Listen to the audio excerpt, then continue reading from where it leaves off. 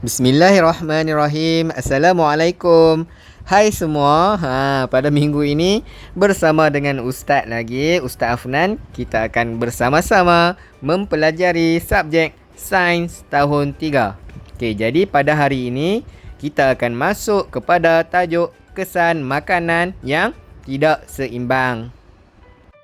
Okey, baik. Sebelum itu mari kita kenali dulu kesan makanan yang tidak seimbang. Okey, maksud kesan makanan yang tidak seimbang ialah tabiat makan yang buruk, termasuk terkurang atau terlebih makan atau memakan terlalu banyak jenis makanan dan minuman yang rendah serat atau tinggi lemak, garam dan gula.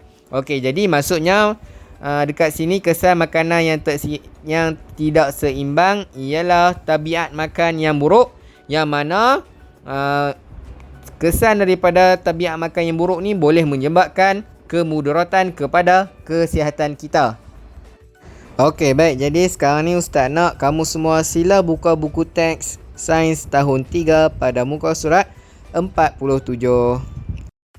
Okey, baik. Jadi sekarang ni Ustaz nak kamu semua buka buku teks kamu pada muka surat 42. Okey, mari kita lihat sama-sama tajuknya. Kesan makanan yang tidak seimbang. Perhatikan situasi di bawah. Tabiat: sedapnya ayam goreng ini. Kesan: badan saya dah gemuk lah. Arahannya: apakah kesan sekiranya mereka sentiasa mengamalkan tabiat makanan yang tidak seimbang seperti di atas? Jadi dia nak tanya dekat sini, apakah kesan jika mereka terus amalkan pemakanan yang tidak seimbang seperti di atas? Jadi apa kesannya? Okey, jadi kesannya ialah makan nasi dan lauk ayam secara berlebihan akan menyebabkan badan menjadi gemuk dan risiko penyakit obesiti. Jadi dekat sini kesan daripada pemakanan yang tidak seimbang seperti di atas ialah akan menyebabkan badan menjadi gemuk dan risiko penyakit obesiti. Okey, baik. Seterusnya kita masuk pula kepada gambar yang kedua. Tabiat makan manisnya aiskrim ini. Kesan: gigi menjadi buruk ataupun rosak.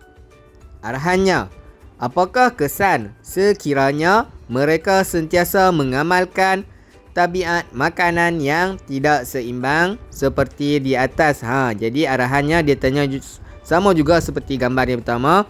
Apakah kesan daripada amalan pemakanan yang tidak seimbang seperti di atas?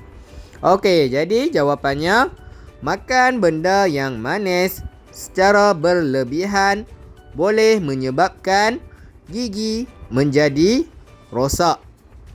Jadi jikalau kita makan pemakanan yang manis secara berlebihan, maka gigi kita akan menjadi rosak. Okey, seterusnya kita masuk kepada gambar yang ketiga. Tabiat makan. Saya tak suka sayur ini. Kesannya, susahnya nak buang air besar. Okey, arahannya, apakah kesan sekiranya mereka sentiasa mengamalkan tabiat makan makanan yang tidak seimbang seperti di atas? Sama juga arahannya untuk gambar 1 dan gambar 2. Gambar ketiga ini dia tanya juga apa kesannya jika dia mengamalkan amalan pemakanan yang tidak seimbang seperti di atas. Jadi apa kesannya?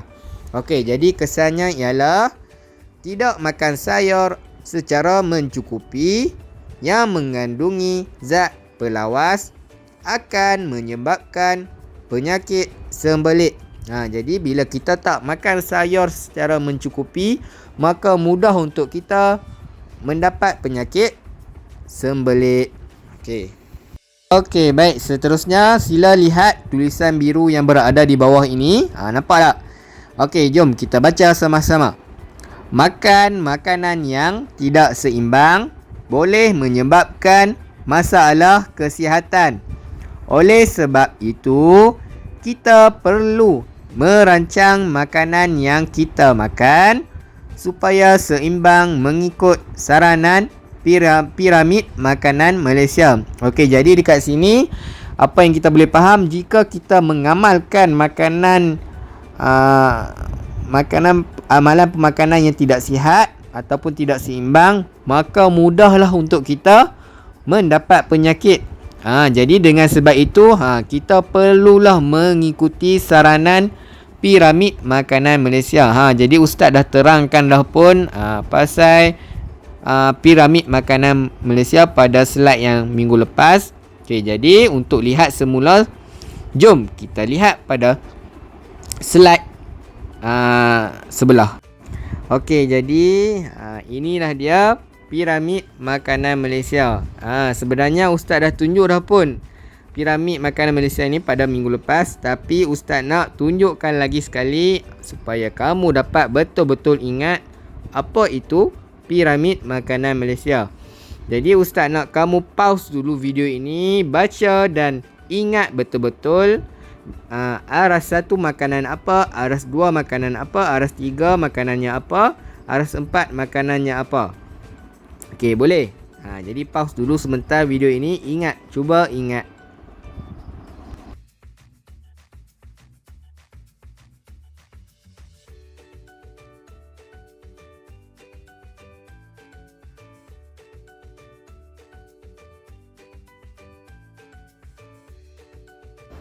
Akhir sekali, untuk tugasan, ustaz nak kamu semua sila buat latihan pada buku aktiviti sains pada muka surat 31 dan 32.